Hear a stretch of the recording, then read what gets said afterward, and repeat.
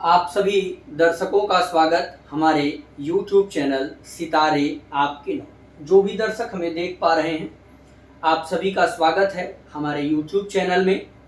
आप अगर ज्योतिष से संबंधित कोई जानकारी चाहते हैं, अपनी कुंडली दिखाना चाहते हैं, या किसी रत्न या रुद्राक्ष से संबंधित जानकारी चाहते हैं, या किसी ग्रह की शांति करवाना चाहते हैं, या आप खुद ज्योतिष सीखना चाहते हैं, तो आप हमसे संपर्क कर सकते हैं। आइए, आज मैं हाजिर हूं बिल्कुल नई टॉपिक के साथ। क्या देता है उच्च का शनि?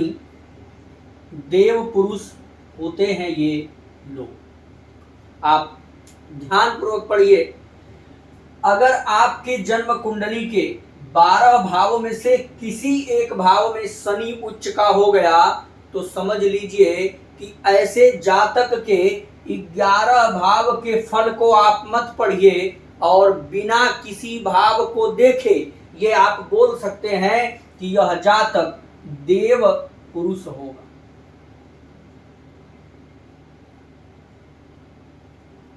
देव पुरुष होगा।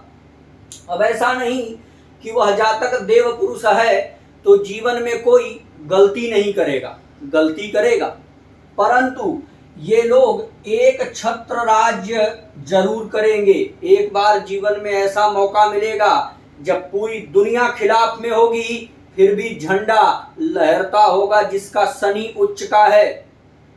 ऐसा जातक अपने जीवन काल में विपरीत परिस्थितियों के बाद भी अनुकूलता का अनुभव बड़े आसानी से कर लेता है, और ये लोग हमेशा ईश्वर की शरण में रहने वाले होते हैं। भले ही वो जीवन के प्रथम पक्ष में, जीवन के शुरुआत के दौर में नास्तिक हो जाएं या अनैतिक कार्य कर जाएं, परंतु संपूर्ण जीवन काल का यदि हम उनका निर्णय निकालेंगे तो ऐसे लोग बड़े ही धार्मिक प्रवृत्ति के, परोपकारी दृष्टिकोण के, सेवा भाव से भरे होते हैं, जिनका शनि होता है उच्च का। ये लोग बड़े बड़े कार्य भी जीवन में करते हैं जो हर किसी के बस का नहीं है। आइए, आज मैं कुछ उदाहरण लेकर के आपके सामने उपस्थित हूं। ये जो जन्म कुंडली आप देख पा रहे हैं, यह किसी सामान्य व्यक्ति की कुंडली नहीं है। क्यों? क्योंकि इनका गुरु लग्न में उच्च का, शनि चतुर्थ में उच्च का, मंगल सप्तम में उच्च का, सूर्य कर्म भाव में उच्च का, और शुक्र पंचम में उच्च का। ये उस समय की जन्म कुंडली है जब राहु केतु थे ही नहीं। प्रिय दर्शकों, यह किसी सामान्य व्यक्ति की कुंडली नहीं, वरना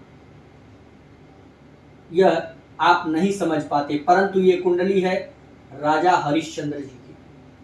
प्रभु श्री राम के पूर्वज हुआ करते थे।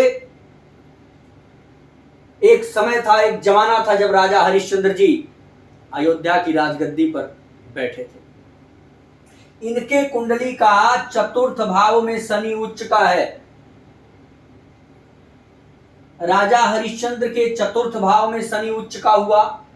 आप देख सकते हैं परिणाम, परिवार से अलग करा दिया, परिवार को विखंडित किया।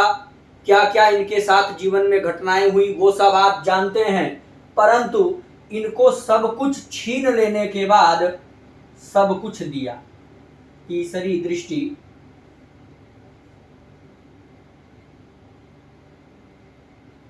सातवीं दृष्टि और 10वीं दृष्टि। अब आप देख लीजिए, हमको इनके कुंडली का विश्लेषण नहीं करना है। मैं आपको इतना समझाना चाहता हूं कि यदि कुंडली में शनि आपके उच्च के बैठे हैं तो लाख खराब परिस्थितियां आई, फिर भी नाम अमर हुआ साहब, नाम अमर होगा। ऐसे लोगों का नाम कई पीढ़ियों तक चलेगा। ऐसे लोगों का नाम जीवन के इतिहास के पन्नों में लिखा जाएगा जिनका शनि उच्च का होगा। सामान्य पुरुष नहीं हो सकता। आइए, दूसरी कुंडली हम देखेंगे। मर्यादा पुरुषोत्तम प्रभु श्री राम की कुंडली में भी शनि उच्च का बैठा है। प्रिय दर्शकों, भगवान ने भी कम विपरीत परिस्थितियों को नहीं झेला, लेकिन नाम अमर है। इसी नाम पर सभी लोग कमेंट पर लिखेंगे जय श्री राम। अगली कुंडली प्रभु श्री राम के अत्यंत करीब रहने वाले भैया भरत जी। भरत जी की जन्म कुंडली में भी शनि क्या हुआ, उच्च का है। आप कुंडली खोज लीजिएगा। राजा हरिश्चंद्र जी की कुंडली में शनि उच्च का, प्रभु श्री राम की कुंडली में शनि उच्च का, भैया भरत की कुंडली में शनि उच्च का। आगे नंबर आता है लीला पुरुषोत्तम भगवान श्री कृष्ण का। भगवान श्री कृष्ण के भी कुंडली में शनि उच्च का। मैं जिनका नाम लेते जा रहा हूं ये देव पुरुष नहीं, ये स्वयं देव ही हैं। परंतु यदि आपकी भी कुंडली में शनि उच्च का है तो आप देवता तो नहीं हैं, लेकिन देव पुरुष जरूर हैं। प्रिय दर्शकों, आप अपने जन्म पत्रिका को केवल उठाइए और देख लीजिए, यदि कहीं पर भी शनि आपकी कुंडली में उच्च का हो तो आप अपने को सामान्य मत समझिए। अगला नंबर लंकाधिपति रावण। आप कहेंगे कि आपने रावण की कुंडली क्यों ले लिया, रावण तो इस लिस्ट में आ ही नहीं सकता। तो मेरे भाइयों, रावण इस लिस्ट में ही आएगा क्योंकि रावण ही एक ऐसा था जो भगवान के सामने खड़ा हो सकता था। शत्रुता करना भी सबके बस की बात नहीं।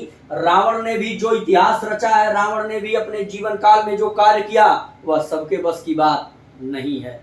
लाख खराब, लाख स्थितियां बेकार थी, लाख बुराइयां थी रावण के अंदर, लेकिन जो अच्छाइयां थी वो किसी के पास नहीं थी। क्या अच्छाइयां थी? जब रावण भगवान शिव की पूजा में बैठता था तो उसने शरीर के किसी अंग की परवाह नहीं किया। सबसे इम्पोर्टेंट जो शरीर का हिस्सा है वो है गर्दन, इसको भी उसने काट के चढ़ाया भगवान शिव को। इसलिए लंकापति रावण की कुंडली में भी शनि उच्च का है।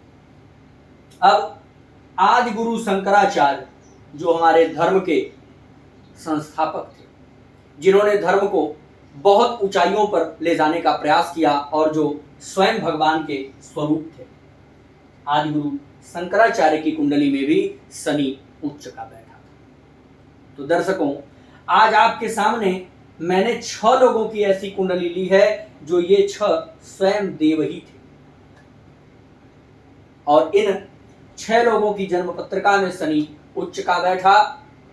अगर आपकी भी जन्म कुंडली में शनि उच्च का हो तो अपने को सामान्य मत समझिए, बुराइयां आ रही होंगी। राजा हरिश्चंद्र के जीवन में बुराई, बहुत समस्या आई। रामचंद्र जी के जीवन में अनेक समस्याएं आई। भरत जी के जीवन में अनेक समस्याएं, प्रभु श्री कृष्ण के जीवन में अनेक समस्याएं, रावण के जीवन में अनेक समस्याएं, आदि गुरु शंकराचार्य जी के जीवन में अनेक समस्याएं। परंतु ये सभी लोग आज क्या हैं? अमर। हर विपरीत परिस्थिति के बाद भी ये सभी लोग अमर हो गए और हमारे लिए सदा ध्यान आने वाले हो गए। अगर मैं इसमें से केवल रावण को निकाल दूं, जो इसकी कुछ पर्सनल समस्याएं थी, पर्सनल व्यक्तित्व था, उसके कारण हम इसकी पूजा नहीं कर सकते, परंतु 5 लोगों की तो हम निरंतर पूजा करते हैं। 5 लोग तो हमारे आदर्श हैं।